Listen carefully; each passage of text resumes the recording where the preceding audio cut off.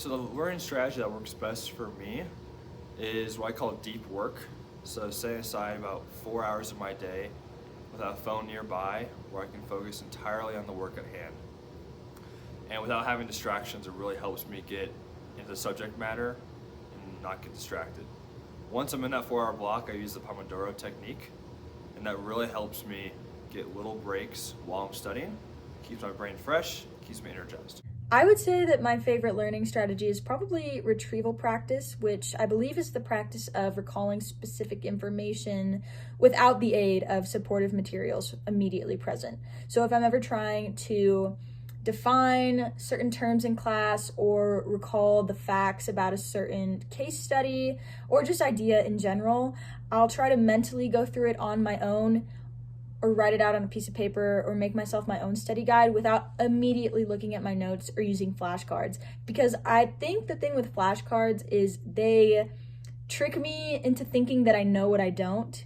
As in, if I don't know it and I'm looking at the flashcard, I can just flip it over really easy and be like, oh, okay, now I know it. I just saw the definition on the back of the flashcard. When in reality, I'll go take the test and not be able to remember a single thing about that term because I didn't make sure I actually knew it. I just kind of used the flashcards as a clutch. My favorite learning strategy is spaced practice because it allows me to learn smaller amounts of information and I remember the information a lot better in the long run. So what really helped me earn placement in the Scholars Program was my love of learning, my natural attraction to books.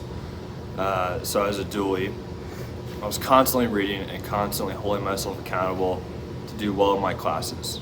I would attribute how I got to where I am today based primarily off of how my parents raised me and the kind of individuals that they are still today. And although that's a generic answer, they certainly did not seem like generic parents. They both served over 25 plus years in the military and were pretty serious about instilling a sense of resiliency and confidence and intrinsic motivation in me as I was growing up. And while I was super fortunate to have that, I know not everybody has parents that, are always like, do your best and then push you to your limits.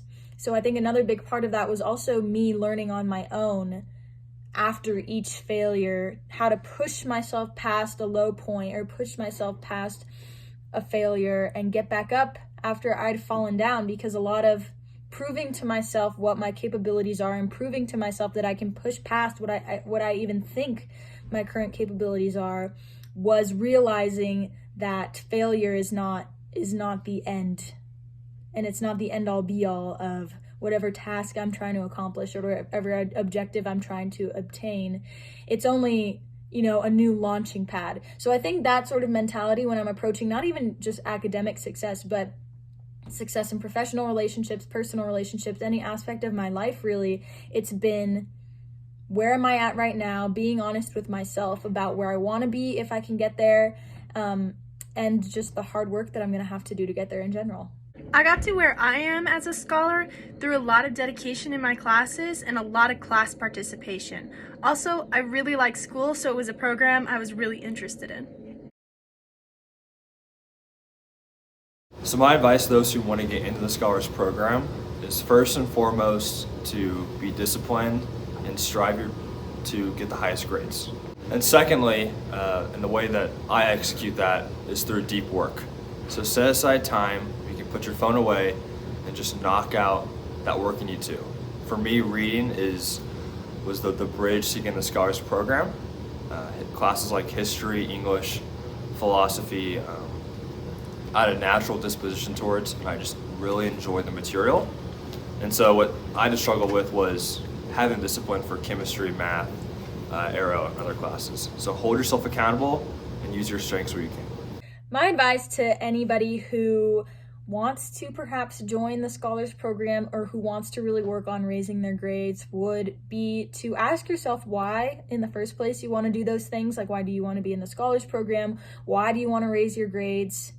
I think a lot of people, I know I did, especially in high school, really attributed a good grade with a high sense of self-worth.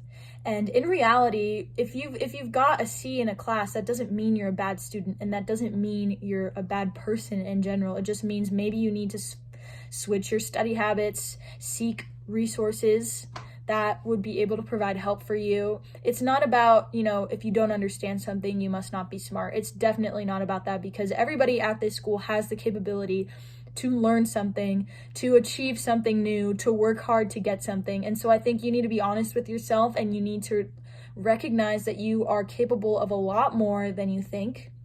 Seek out the people that want to help you, seek out the resources that are there to help you, and don't give up at the first obstacle or the failure that you get to, because you will fail.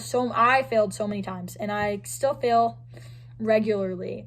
And so just learning that doesn't mean your success has all of a sudden come to a stop, or you're not as good as you used to be. That's not what it means at all. It just means that you're changing and growing as an individual, and as you grow, you face increasingly hard challenges. And so recognizing that and coming to terms with, okay, well, if I can do this, how? Seeking out resources, I think, would be a really good first step. My advice is to dedicate a good chunk of time to school and to be active in your classes, because it really does help you learn better. I think a lot of what motivates me is wanting to make myself proud, and also wanting to set myself up for success in the future. So when I am reflecting on my current academic achievements or professional achievements, personal, I think that a big part of what keeps me wanting to work hard and move forward kind of reflects on, the saying, you reap what you sow, and knowing that I want a prosperous future. I want the freedom to have a say in what my job is, or where I live, things like that I know that I'll be grateful for in the future. I'll be grateful for any of the hard work that I put in now. That mindset really keeps me working hard, even when I have a bad day, even when I'm having a really hard time in a class. So I think wanting to make myself proud, knowing that I could have done better, keeps me accountable, I think, internally, but also knowing that if I don't put in the work now, I may have to put in a lot more work later. What keeps me motivated is thinking about the future and my future goals. Also, I like to think about all the people back home who are supporting me. So my favorite part about the Scholars Program is not that it prepares you for graduate school, or that generally you're surrounded by higher performing cadets. My favorite part is the teachers. So the Scholars Program brings in unorthodox teaching methods with their teachers, which allows you to break out of the monotony of core classes and really engage further with the text and with this teacher. There are some of the best teachers at the Academy are found in the Scholars Program. So I highly recommend you do it, at the very least, to meet these great people.